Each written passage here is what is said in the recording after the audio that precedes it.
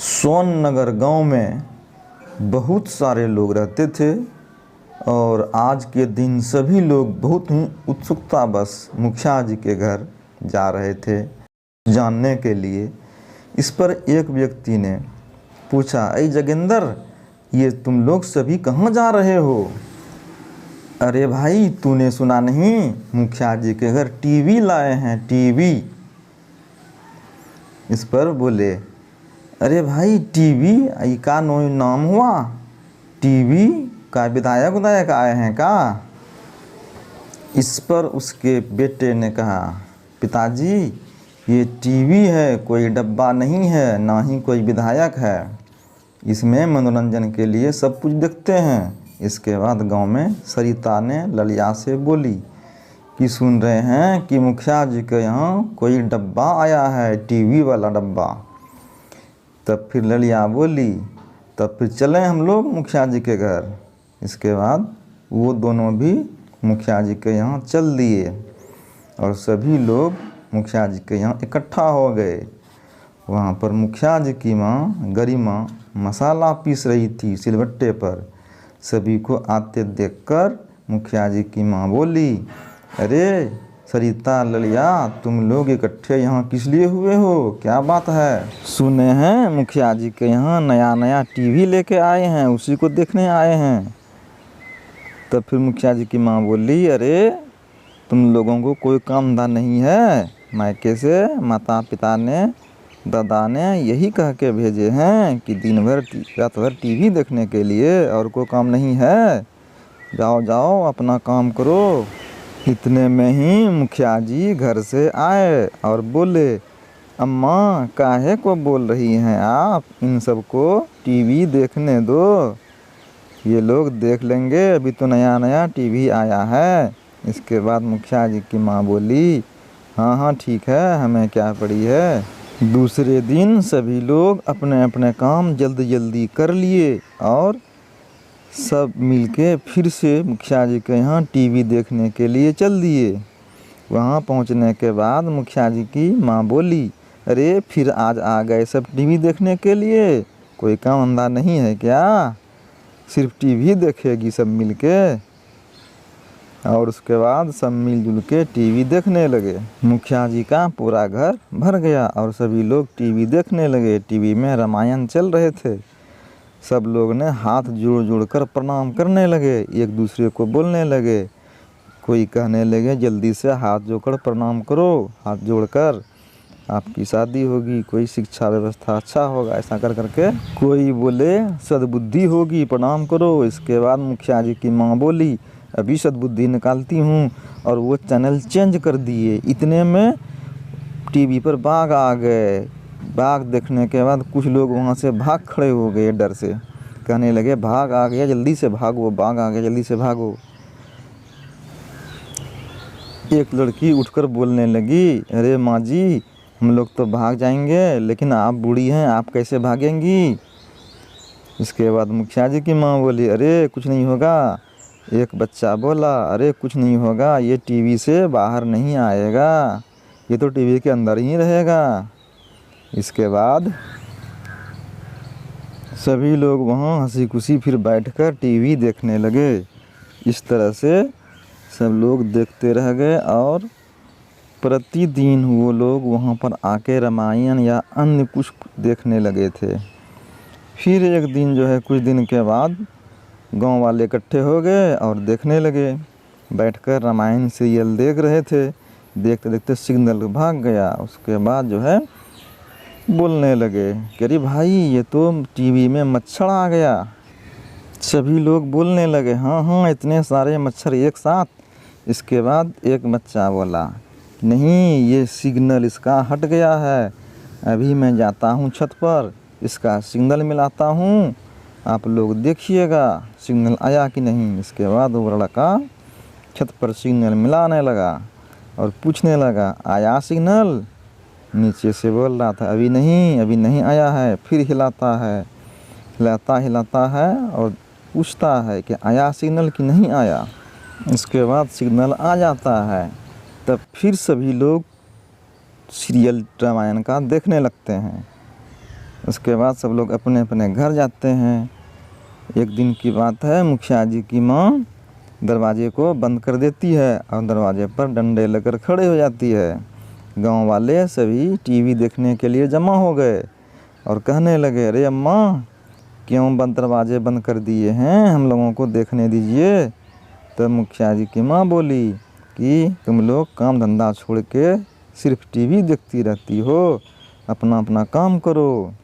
फिर उधर से मुखिया जी निकले और बोले, मुखिया जी अपने माँ से बोले, अम्मा देखने दीजिए इन लोगों को, कोई दिक्कत नहीं है। उस पर उसकी माँ बोली, नहीं आज तो बिल्कुल ही नहीं देखने दूंगी मैं। उसके बाद वहाँ बैठे लड़कों में से कुछ लड़के अपने जो है आप बात करने लगे। किसी ने कहा, अम्मा मुझे देखने दीजिए, इसमें आपको क्या दिक्कत है। फिर जो बच्चे थे वहाँ पर बैठे हुए, उन लोगों को कुछ तरकीब सूझी और आपस में बातचीत करने लगे। आपस में बातचीत करके फिर जाके मुखिया जी की माँ को कुर्सी सहित उठा लिए और कहने लगे कि दादी माँ, यदि आप गेट नहीं खोलेंगी तो मैं आपको नीचे गिरा दूंगी, आपका पैर हाथ टूट जाएगा, फिर आप समझना। नहीं तो आप गेट खोलिए, हम लोगों को टीवी देखने दीजिए।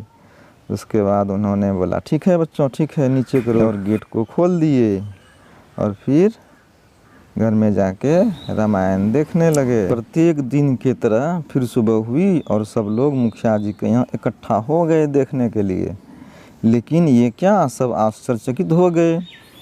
वहाँ पर मुखिया जी के यहाँ टीवी ही गायब थी, टीवी घर में थी ही नहीं।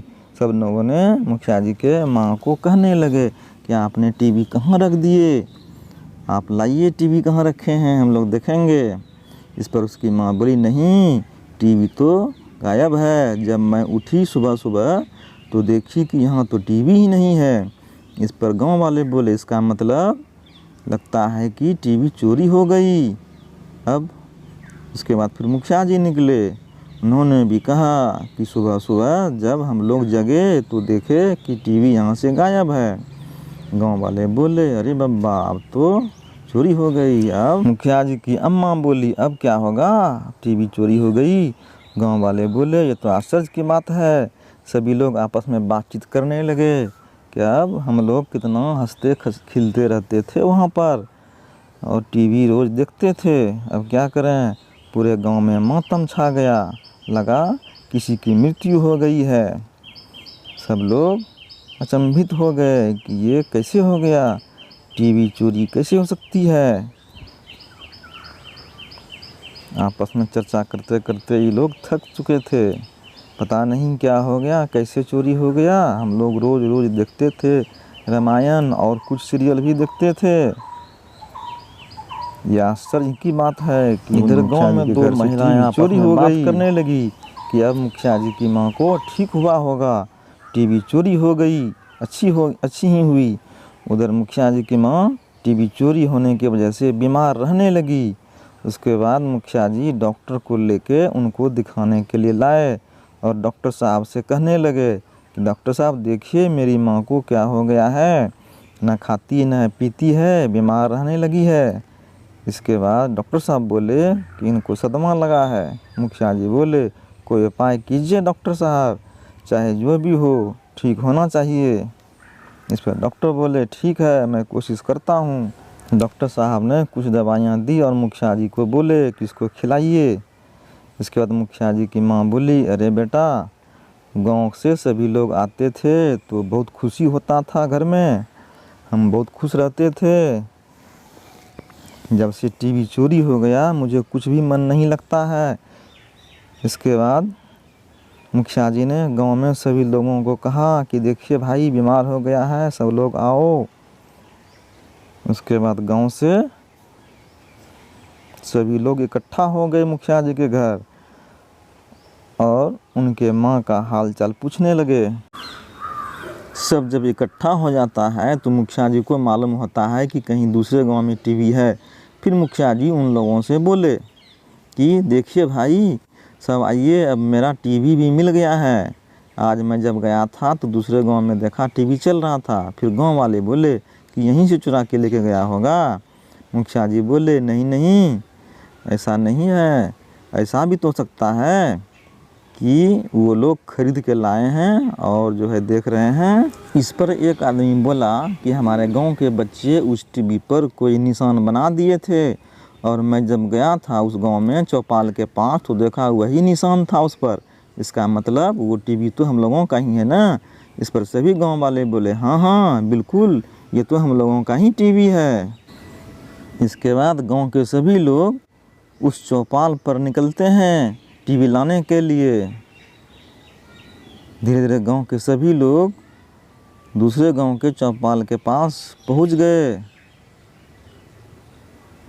और उसके बाद उस चौपाल पर बैठे हुए कुछ व्यक्ति बोलते हैं कि आप लोग इतने से क्यों आए हैं। तो यहाँ पर मुखिया जी बोले कि भाई हमारे टीवी को आप लोगों ने चुरा कर ला लिए हैं। फिर उस गांव के लोग बोले कि नहीं नहीं, ऐसी बात नहीं है, ये तो हमारी है। फिर ऐसे बोले नहीं, ये निशान है, इस टीवी पर हमारे बच्चे ने निशान लगाया है और देखो ये निशान, ये हम लोगों के ही हैं। चौपाल के पास से ही खड़ा एक व्यक्ति बोला कि भाई कोई गलतफहमी जरूर हुआ है। फिर मुखिया जी की तरफ से आदमी बोलने लगे कि नहीं नहीं, ऐसी बात नहीं है, ये एकदम 100% हम लोगों का है। तुम लोगों ने यदि ख़रीदा है तो कोई बिल, कोई दुकान का पर्ची दिखाओ, तभी तो समझेंगे कि तुम लोग खरीद कर लाए हो। फिर दर से बोले चौपाल पर से व्यक्ति नहीं नहीं, ऐसा नहीं है। फिर चौपाल के तरफ से बोलने लगे ऐसी बात नहीं है, आप लोग विश्वास कीजिए, ये हम लोगों का ही टीवी है, हमारे गांव का ही टीवी है, हम लोगों ने खरीद कर लाया है इसे। ये सब दोनों तरफ से बातचीत होने लगे। इतने में ही एक व्यक्ति लाठी लेकर आ रहे थे और धीरे धीरे आते आते चौपाल वाले के पास बोलने लगे कि भाई मेरे पैसे कब दोगे? तुमने कहा था कि पैसे मैं 1 हफ्ते के अंदर दे दूंगा।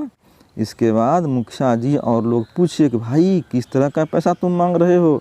फिर ये लड़का बोला कि देखिए भाई, ये चौपाल के जो लोग हैं इन लोगों ने हमें बोला था कि मुखिया जी का टीवी चुरा कर लाओ और तुम्हें मैं पैसे दूंगा दारू पीने के लिए। चौपाल पर का आदमी बोला नहीं, ये लड़का झूठ बोल रहा है, ये बात सही नहीं है। इसके बाद जब उस चोर ने देखा कि मेरी बात को नहीं मान रहा है तो वो बोला ठीक है, यदि पैसा नहीं दोगे तो मैं टीवी ही फोड़ देता हूँ। इसके बाद दोनों तरफ के गांव वाले ने उस चोर से लाठी को छीना और बोला कि भाई मुखिया जी का टीवी है, तुम क्यों फोड़ रहे हो? ये तो आज ये चोर ही है जो कि सच का फैसला किया, नहीं तो ये तो नहीं मानता कि ये टीवी किसका है। फिर दोनों तरफ से लोग आपस में लड़ाई झगड़े करना शुरू करने ही वाले थे कि उस गांव के मुखिया की पत्नी उधर से आई और बोली भाई रुको रुको रुको, आप लोग झगड़ा क्यों कर रहे हो? दरअसल मेरे पति को भूलने की बीमारी है, कब क्या बोलते हैं उनको याद ही नहीं रहता है, इसीलिए वो गलती कर बैठते हैं, माफ़ कर दो इसे। इसके बाद उस महिला के पति ने बोला नहीं नहीं, तुम कौन हो? मैं तुझे नहीं पहचानता हूँ, तुम किस लिए यहाँ आई हो? ये मेरा टीवी है। तुम क्या बोल रही हो? तुम कौन हो? यहाँ किस लिए आई हो? और ये मेरी टीवी है, मैं तुम्हें नहीं जानता हूँ कि तुम कौन हो नहीं हो। उसके बाद फिर वो महिला बोली कि देखे भाई लोग, देखिए ये तो मुझे भी पहचानने से इनकार कर गए। अब आप लोगों को विश्वास हुआ ना। उसके बाद उनको लेके अपने घर चले गए और इधर ये लोग टीवी उठाकर अपने गांव को चल दिए। फिर दूसरे गांव के लोग बोलने लगे कि भाई मुझे माफ़ करना, इस मुखिया जी के भूलने की बीमारी के वजह से आज ऐसी हुई है। फिर चोर बोलने लगा मेरा पैसा कौन देगा? फिर इधर सोन नगर के मुखिया जी ने कहा ठीक है तुम लो, पैसे ले लो। उसके बाद टीवी लेकर सभी लोग सोन नगर आ गए। यहाँ सभी फिर खुशी खुशी रहने लगे और टीवी का पूजा भी किए और फिर रामायण भी देखने लगे। सब बहुत खुश थे कि हमारी चोरी की गई टीवी फिर से मिल गई है। भाइयों बहनों, मुझे उम्मीद है कि ये कहानी आपको बहुत ही अच्छे लगे होंगे। यदि अच्छे लगे हों तो इस चैनल को सब्सक्राइब कर लें, लाइक करें और कमेंट भी करें। जिससे कि मैं आपके लिए और अच्छे से अच्छे कहानी लेकर आता रहूं। धन्यवाद।